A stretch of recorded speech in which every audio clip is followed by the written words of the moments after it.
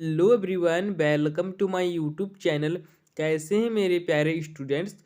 तो बच्चों, आज मैं आप सभी के लिए लेके आया हूँ कक्षा 12वीं वालों के लिए बच्चों आपका हिंदी के बच्चों इम्पोर्टेंट क्वेश्चन पावरफुल। बच्चों, मुझे पता है आप यूट्यूब में बच्चों जो कि आपका फेक पेपर है, आप उसमें बच्चों ज़्यादा ध्यान देते हैं। आप सभी सोच रहे हैं जैसे ही पेपर वायरल होगा हम बच्चों एक रात में आंख बंद करके पढ़ाई कर लेंगे और पेपर देने चले जाएंगे। तो बच्चों, मैं आपकी जानकारी के लिए बता दूं, इस बार बच्चों आपका ऐसा कुछ भी नहीं होने वाला है जिससे कि बच्चों आपको पेपर लीक होने की संभावना भी हो। तो बच्चों, आपका पेपर लीक इस बार नहीं होगा और ना ही किसी भी साल हुआ था बच्चों, ठीक है। इसलिए बच्चों आप अपने पेपर में ध्यान लगाइएगा। अभी बच्चे आपके 4-5 दिन बचे हैं, उनमें बच्चों आप अच्छे से पेपर की फुल तैयारी कर लीजिएगा, ठीक है। इस वीडियो में बच्चों मैं आपको बताऊंगा 2 नंबर के प्रश्न बच्चों, ठीक है। बच्चों, हमारे ये पार्ट 1 है, पार्ट 2 होने वाला है और पार्ट 2 में बच्चों मैं आपको बताने वाला हूँ 3 और 4 नंबर के प्रश्न बच्चों। ये बच्चों आपके पार्ट 1 है, तो बच्चों इसमें मैं आपको पार्ट 2 नंबर के प्रश्न बताने वाला हूँ। जितने भी प्रश्न हैं बच्चों आपके 2 नंबर के, वो सारे प्रश्न बच्चों मैं आपको इसी वीडियो में बताने वाला हूँ 2 नंबर के। इससे पहले वीडियो बच्चों मैंने आपको एक वीडियो बना के दिया था हिंदी का, उस वीडियो को बच्चों आप नहीं देखे हैं तो उसको भी बच्चों आप देख लीजिएगा। उस वीडियो में मैं बच्चों आपको इम्पोर्टेंट क्वेश्चन का बच्चों मैं आपको साथ में उन सभी का उत्तर भी बताया था। मैं बच्चों उसमें 50 क्वेश्चन बताया था और साथ में बच्चों मैंने आपको उन 50 प्रश्नों के उत्तर भी साथ में ही बताती ही जा रहा था। उस वीडियो को बच्चों आप देख लेना, डिस्कशन बॉक्स में बच्चों आपको वीडियो का लिंक आपको मिल जाएगा। तो बच्चों हम आप चलते हैं पहले प्रश्न में। तो बच्चों आपका पहला प्रश्न है, भाषा को सहुलियत से बरतने से क्या अभिप्राय है, ठीक है। और दूसरा प्रश्न है बच्चों आपका, शीतल वाणी में आंख से कवि का क्या आशय है, स्पष्ट कर लिखिएगा। तीसरा प्रश्न है बच्चों आपका, प्रयोगवादी कविता में कोई दो विशेषताएं बताना है। चौथा है बच्चों, भरतेंदु युग की कोई दो विशेषताएं बताइए। पांचवा है, भक्तिन के चरित्र की कोई दो विशेषताएं बताइए। छठवा है बच्चों, गुड्डन पहलवान ने ढोलक को अपना गुरु क्यों माना।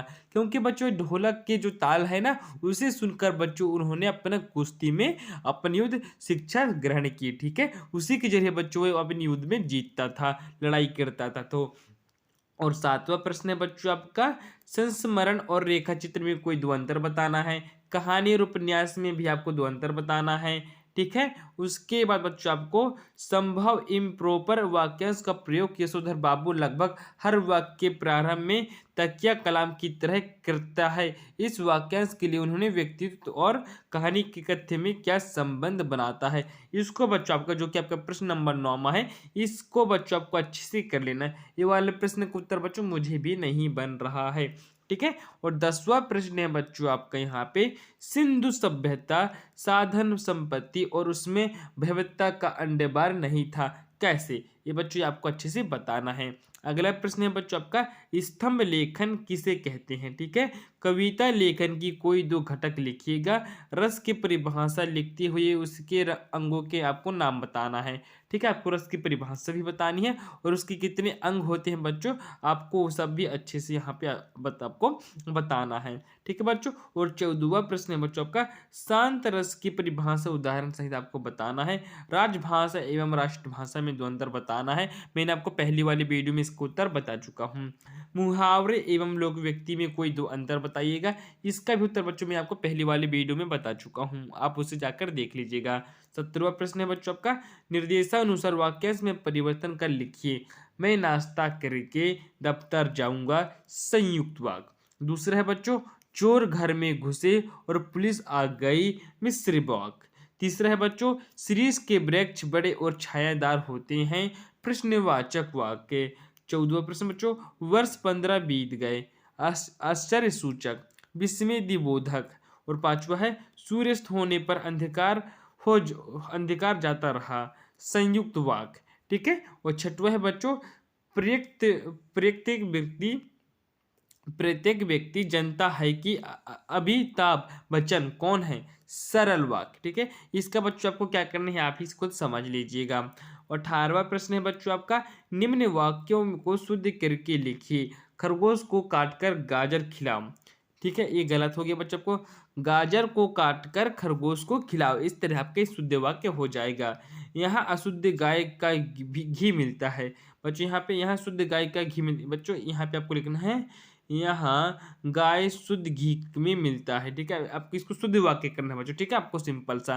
अगला प्रश्न है बच्चों आपका, ईश्वर के अनेकों नाम हैं, इसको भी आपको शुद्ध करके लिखना है। मुझे केवल मात्र ₹20 दीजिए, मुझे केवल ₹20 मात्र दीजिए, ये भी है इसका शुद्ध वाक्य हो जाएगा।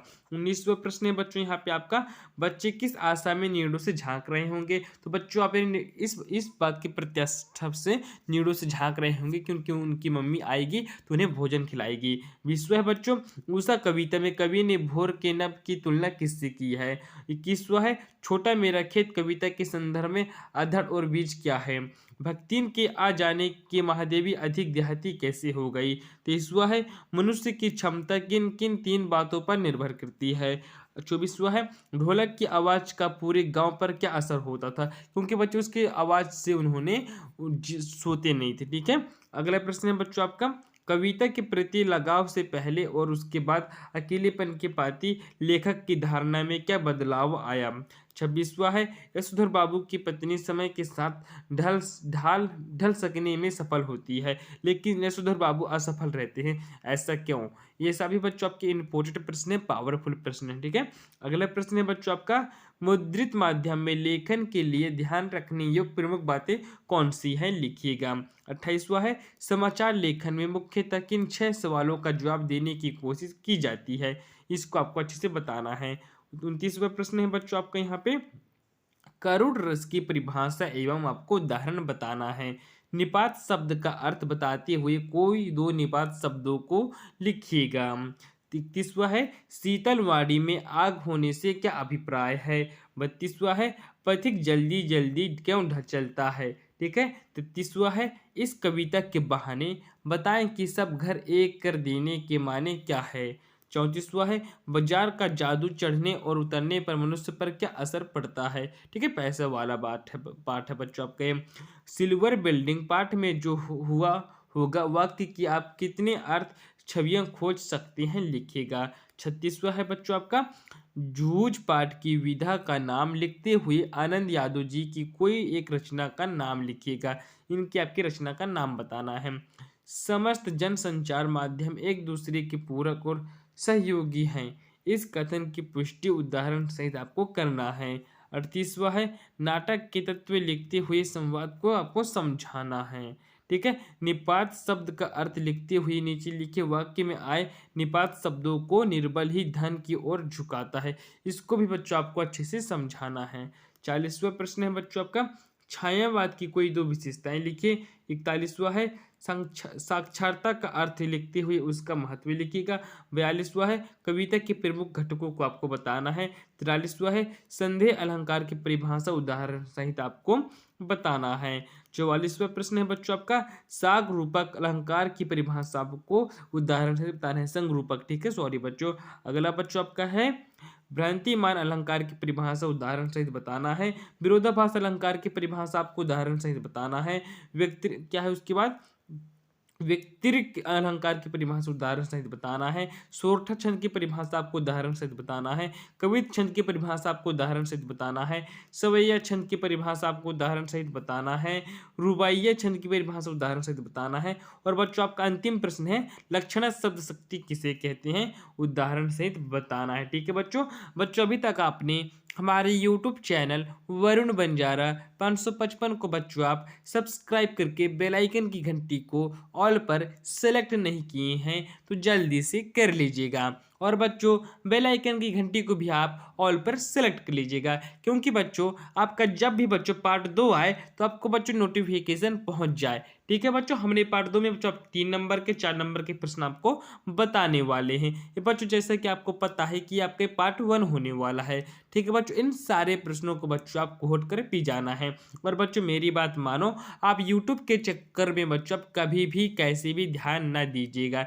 जो कि बच्चों उन्होंने पेपर दिया है, उन्होंने बच्चों ने अर्धवार्षिक पेपर या बच्चों ने पिछले साल के पेपर की क्वेश्चन को आगे पीछे करके बच्चों हाथ से ही अपने फ़ोन में से ही अच्छे से एडिट कर दिए हैं और बच्चों उन्होंने आपको भ्रमित कर रहे हैं, ठीक है। उनका तो कुछ जाने वाला है नहीं बच्चों, आपका पेपर है, आप अपने पेपर में ध्यान दिखाइए। यदि आप बच्चों यूट्यूब पे जाते हैं तो बच्चों आप मोस्ट इंपॉर्टेंट क्वेश्चन ही पढ़ो, ठीक है, यूट्यूब पे जाकर। ठीक है बच्चों, तो चलिए बच्चों मिलते हैं अब हम अगले वीडियो में। तब तक के लिए बच्चों जय हिंद, बाय बाय, गुड बाय, वंदे मातरम।